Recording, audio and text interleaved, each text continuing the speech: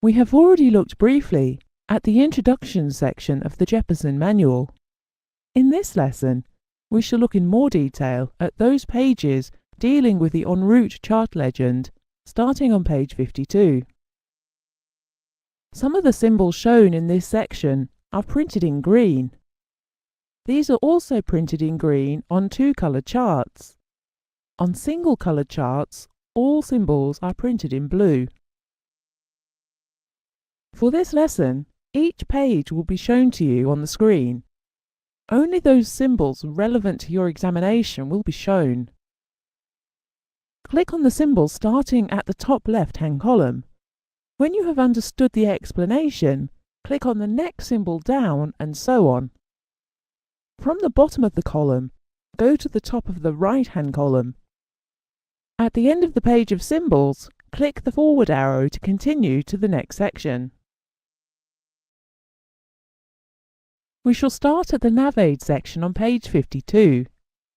Most of these symbols have to be committed to memory. Start with the symbols for VOR, shown at the top left-hand column.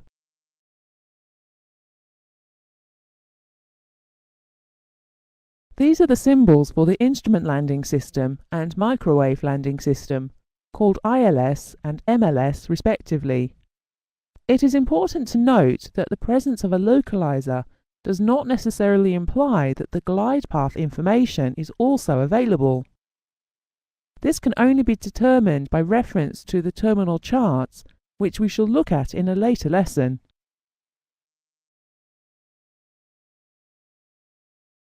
The upper section on page 53 shows how navigation aids are identified on the chart.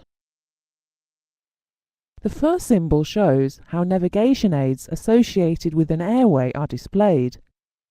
This is known as a shadow box. Within the box is shown the name of the facility, its frequency, identifier, and Morse code.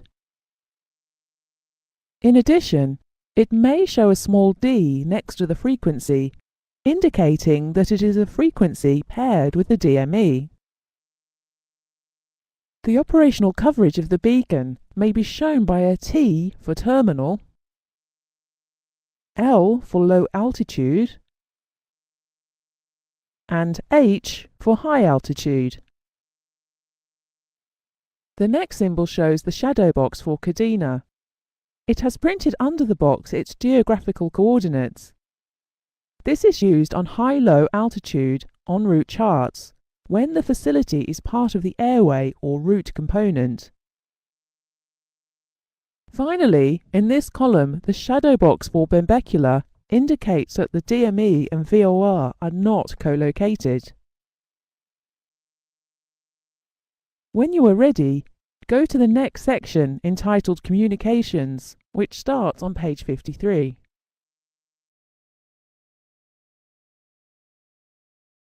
When voice communication is available through the navaid, the frequency is shown above the box.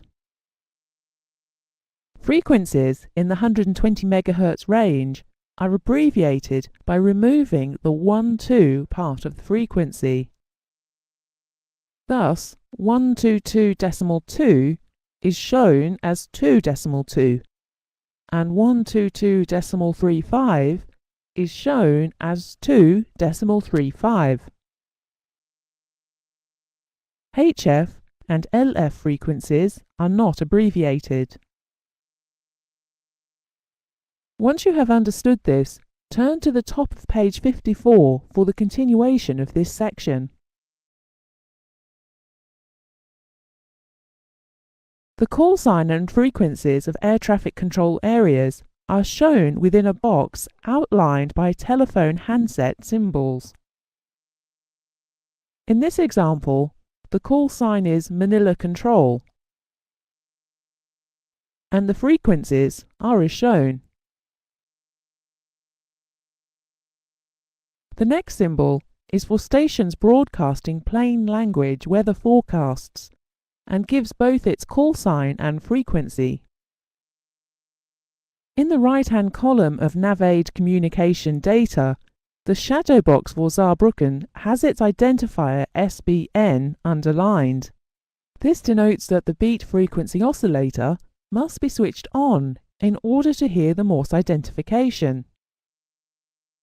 Below the shadow box is an asterisk. If an asterisk is placed beside the facility name or frequency, this indicates that the service is not continuous.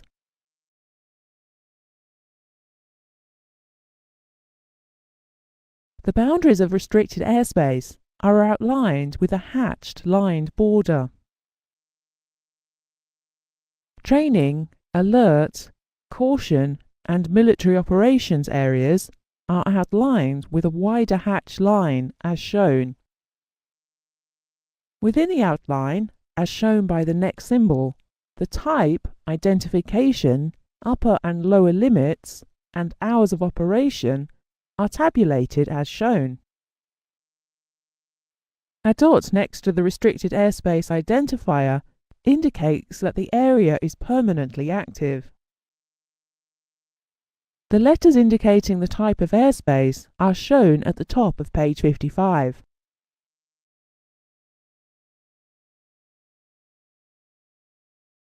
The symbols denoting both civil and military airports, seaplane bases and heliports are shown on page 55. These are fairly self-explanatory. Airport elevations are shown in feet above mean sea level. Airport names in initial capitals denote that the airport does not have a Jeppesen approach chart, whereas airport names in capital letters indicate that there is a Jeppesen approach chart for that airport. Where there are two names, the chart is filed under the name that is in capitals. When you are ready, move to the next section entitled Airway and Route Components. This section contains a great deal of information, some of which you will not require for the examination. Therefore, we have not made it available to you in this lesson. Starting at the top of the left-hand column, we see that airway route centerlines are marked by a solid blue line, whereas a weekend route, as used in some parts of Europe, are marked by a dashed blue line. Compulsory and non-compulsory reporting points are similar to those we have seen in the VFR chart. Compulsory are solid triangles, and non-compulsory are open triangles. En route holding patterns are as shown. The first figure indicates the DME distance of the start of the hold, and the second figure is the outbound or inbound limit. In this example, D31 is the distance of the fix, or the start of the hold. The inbound turn is then commenced at the second distance of 39 nautical miles. The position of reporting points is shown as intersecting radials from two VORs. If the VOR is remote or off the chart, its frequency and identifier will be shown. En route reporting points are identified by their distance from a DME beacon. In the examples shown, the first reporting point is 12 miles from the DME. The second is a further 10 miles, making a total of 22 miles from the beacon. Again in this scene, click on the relevant symbol to hear the explanation. When you are finished, click the forward arrow to continue.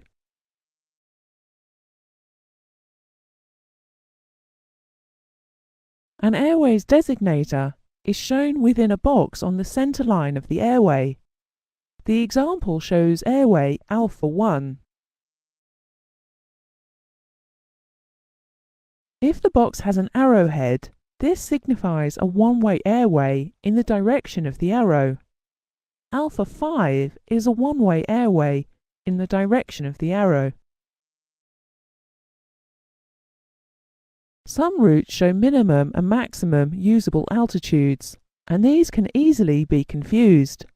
Careful note should be taken of the following. Minimum en route altitudes, MEAs, are 4-figure numbers printed along the alignment of the airway. They may be directional, as shown in the example. Minimum obstruction clearance altitude, MOCA, is a 4-figure number followed by the letter T. Minimum off-route altitude, MORA, is the figure followed by a small letter A.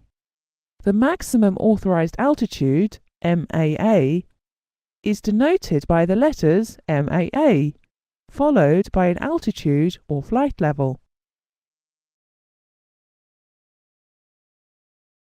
The first figure in the right-hand column shows how the total mileage between consecutive navaids is shown as a figure in an hexagonal box.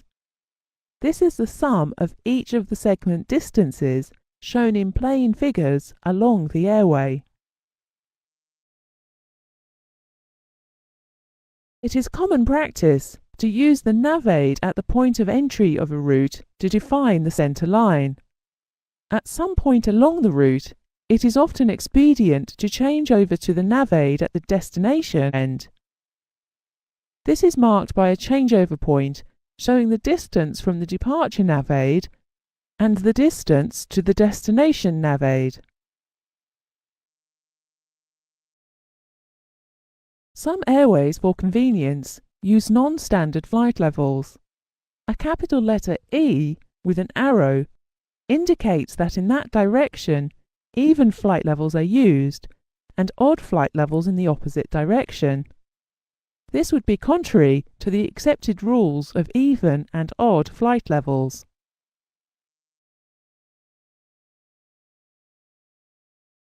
Similarly, a capital letter O may be used on one-way airways to indicate that odd flight levels are to be used. Now go to page 57. You are strongly advised to spend some time studying the diagram on this page and identify the symbols we have described in this lesson. If you are unsure of the meaning of any of them, refer back to the pages we have covered. Further explanations, if required, can be found in the glossary of terms and the abbreviations.